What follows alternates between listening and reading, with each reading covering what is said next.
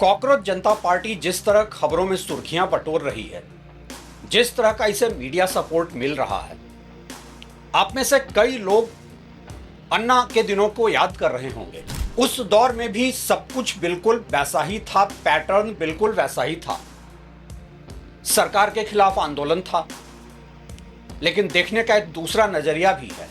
अन्ना का जो तथाकथित आंदोलन था वो पहले दिन से ही सिस्टम के खिलाफ नहीं था, वो मनमोहन सिंह की सरकार के खिलाफ था।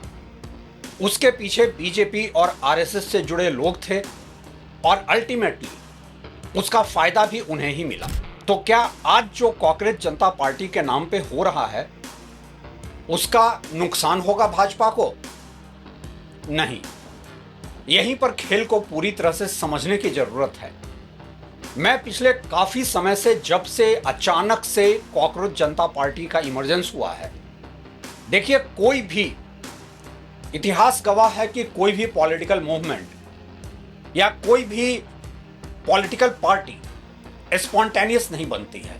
उसके पीछे एक पूरा सिस्टम काम करता है, उसके पीछे एक पूरा तंत्र काम करता है, उसकी फंडिंग होती है, उसके पीछे कई हिडन प्लेयर्स होते हैं जो वक्त आने पर सामने आते हैं और कई बार पूरा एजेंडा हाईजैक करके अपने लिए सत्ता का सीढ़ी बना लेते हैं।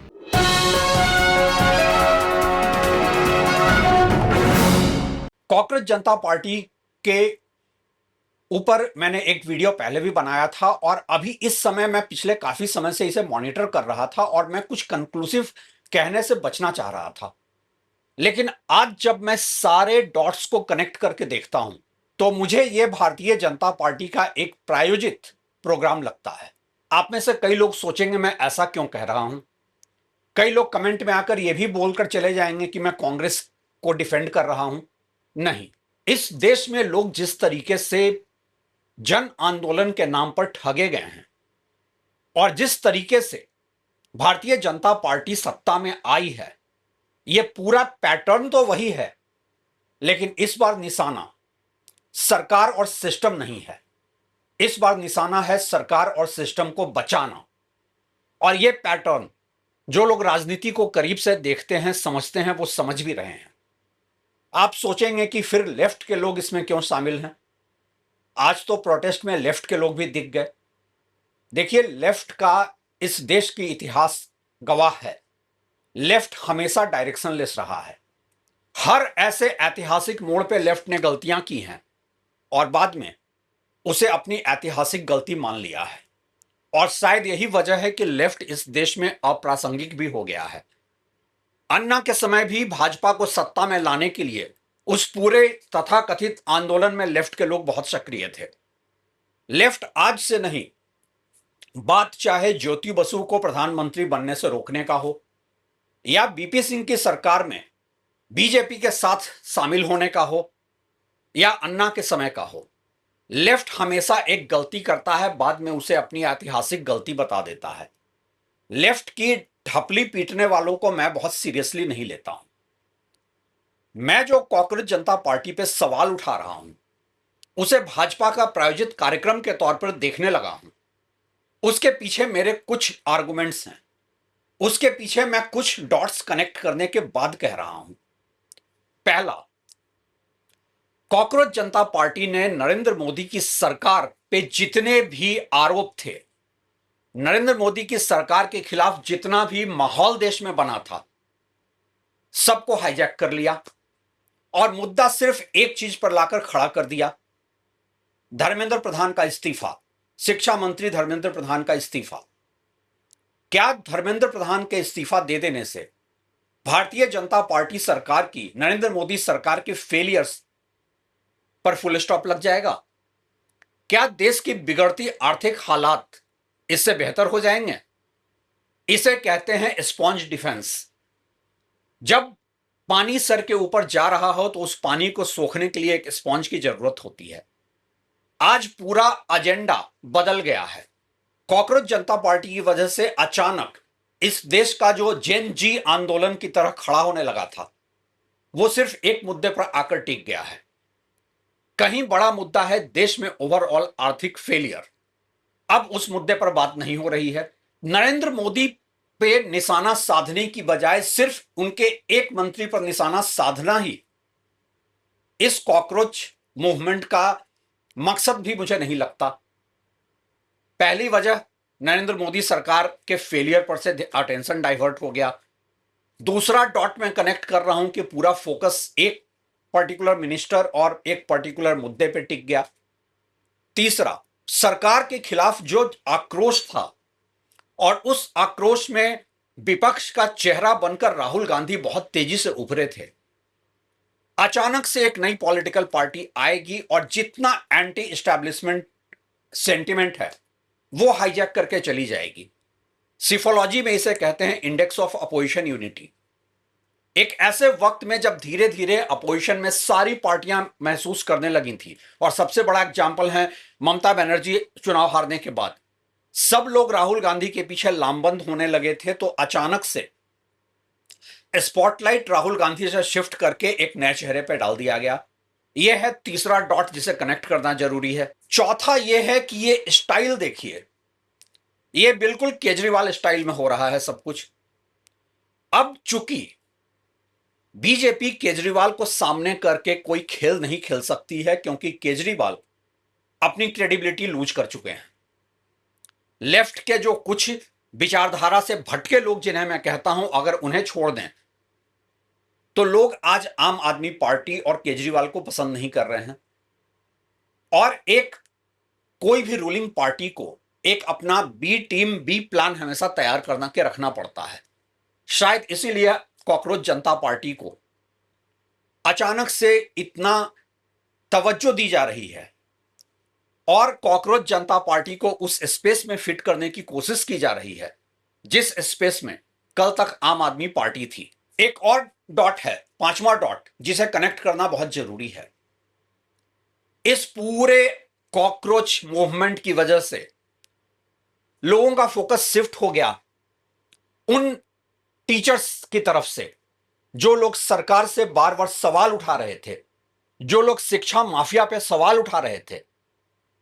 खान सर जैसे एजुकेशनिस्ट को साइलेंस कर दिया गया, लेकिन स्पॉटलाइट उधर नहीं है। आप सोच भी नहीं सकते कि जो खान सर इतनी क्रेडिबिलिटी लेकर बैठे थे, जिनका पूरा नाम, और यह बात मैं बहुत ऑनेस्टली कहता हूं कि मैं भी उन्हें खान सर के नाम से जानता था, मुझे उनका पूरा नाम नहीं पता था। अचानक से असद खान नाम आ गया और हर कोई उन्हें खान सर की जगह असद खान कहने लगा। अचानक से उनका धर्म उनकी शिक्षा के ऊपर हावी हो गया और बात हिंदू मुसलमान पर आकर टिक गई। यह भाजपा का ट्रेडमार्क स्टाइल है। मुद्दों को भटकाना है तो हिंदू मुस्लिम में उलझाना जरूरी है। खान सर को जिस तरीके से साइलेंस किया गया है, आमतौर पे जो लोग कोचिंग इंस्टीट्यूट चलाते हैं उनकी आपस की राइवलरी होती है, लेकिन उसको इतना बड़ा बना देना, उनके ही अपने बॉडीगार्ड का उनके खिलाफ बयान दे देना और उन्हें चुप करा देना, यह है पांचवा डॉट। क्योंकि पूरा का पूरा एजेंडा अगर इस समय कॉकरोच जनता पार्टी की तरफ नहीं होता तो सवाल उठने लगते खान सर जैसे लोगों पे भी। एक छठा डॉट है, जो लोग प्रोटेस्ट वगैरह में शामिल होते हैं, जो दिल्ली पुलिस से जाकर अक्सर परमिशन मांगते हैं प्रोटेस्ट का, वो इस बात को, इस खेल को समझेंगे। आमतौर पे हम और आप अगर कोई भी प्रोटेस्ट करना चाहते हैं, कितने भी लोग हमारे साथ जुड़े हों, हम दिल्ली पुलिस से परमिशन मांगने जाते हैं जंतर मंतर या रामलीला के लिए, तो हमें एक टाइम दिया जाता है और अक्सर वो टाइम बहुत आगे का होता है। इमीडिएटली कभी भी पुलिस परमिशन ऐसे आमतौर पे नहीं मिलती है।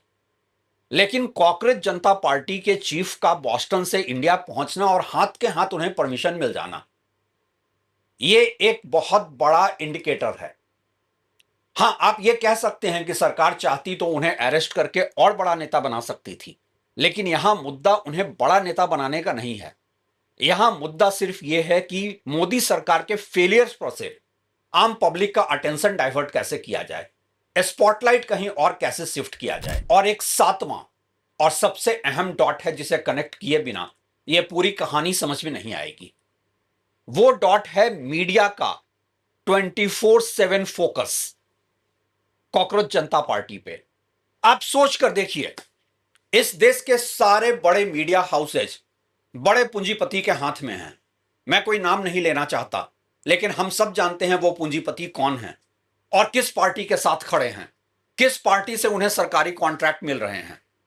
और ऐसे में जब उनका अपना टीवी चैनल हर दिन स्टूडियो में बैठकर सरकार की तारीफ करता है और विपक्ष को गाली देता है, सवाल कम पूछता है, सरकार का प्रवक्ता ज्यादा दिखता है, अचानक उस मीडिया का 24/7 अटेंशन कैसे चला गया कॉकरोच जनता पार्टी के ऊपर और क्यों इसे होने दिया जा रहा है? अगर आप एक टीवी चैनल चला रहे हैं, क्या आप अपने लोगों के खिलाफ यह होने देंगे? यह होने दिया जा रहा है क्योंकि सरकार को इस समय यह बहुत सूट करता है कि कोई ऐसा स्पॉन्ज आए जो पूरे सरकार की फेलियर को सोख ले, पूरा अटेंशन डाइवर्ट कर दे। यह सब कुछ नया नहीं हो रहा है।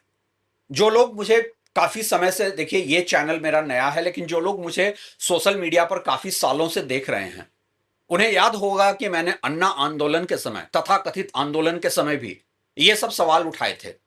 उनकी फंडिंग तक पे सवाल पूछा था, उनके मोटिव पे सवाल पूछा था, और वो चीजें वक्त के साथ सही बैठी। ये वीडियो बनाने के पहले मैं इंतजार कर रहा था आज 6 जून का। मैं देखना चाहता था सरकार का रिस्पॉन्स क्या होगा, क्योंकि मैं काफी समय से, जब से इस पार्टी का नाम आया है, मैं डॉट्स कनेक्ट कर रहा हूं। इस पार्टी से जुड़े चेहरों को गौर से देख रहा हूं, कैसे उसमें से कुछ लोग नरेंद्र मोदी को जाकर ट्विटर पे बधाई देते रहे हैं उनके चुनाव जीतने पर। यह सब एक बार फिर से इंडिया अगेंस्ट करप्शन की याद दिला रहा है। तब मुद्दा करप्शन था, आज मुद्दा एजुकेशन है। और हम सब जानते हैं कि ये मुद्दे, जब तक सिस्टम में एक पूरा स्ट्रक्चरल रिफॉर्म नहीं होगा, ये मुद्दे समय समय पर उठते रहेंगे। कुछ लोग उसमें राजनीति की रोटी सेकते रहेंगे और फिर जिनका यह प्रायोजित कार्यक्रम होगा वो उसके बेनिफिशियरी हो जाएंगे। आज यही हो रहा है। कॉकरोच जनता पार्टी को आपको सपोर्ट करना है या नहीं, यह आपका व्यक्तिगत चॉइस हो सकता है।